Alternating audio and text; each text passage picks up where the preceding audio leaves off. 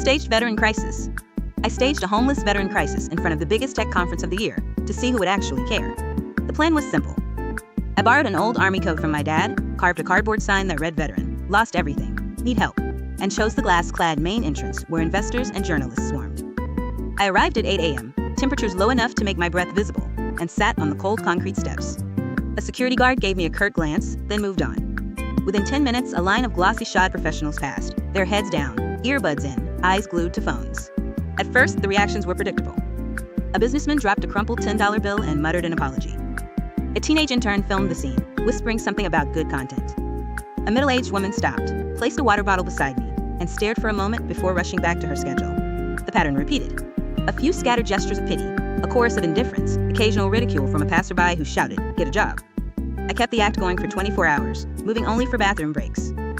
As the day wore on, the crowd thickened. The conference keynote was about to start, and the lobby turned into a buzzing hive of networking. A sleek-dressed recruiter paused, knelt, and asked if I needed food. I thanked him and handed him a folded resume I had prepared, pretending it was my last hope.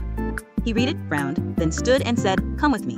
Before I reveal what happened when the recruiter led me inside, make sure to like and subscribe so you don't miss the ending.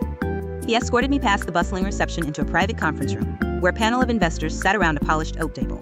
The CEO of a fast-growing AI startup leaned forward, eyes sharp. "You've just given us the most compelling one." He offered me a paid speaking gig, a six-figure contract to appear in their campaign, and a full relocation package.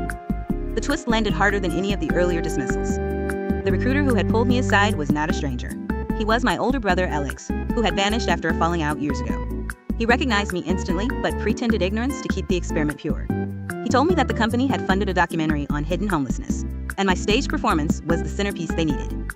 The contract he offered was real, the camera crew already set up behind the glass walls, ready to capture the moment. Our reunion turned the entire stunt into a professional breakthrough I never imagined. Now I sit in a bright studio, the same army coat draped over a chair, while executives discuss how to market compassion. The experiment proved that even in a room built on innovation, a single vulnerable figure can shift the narrative.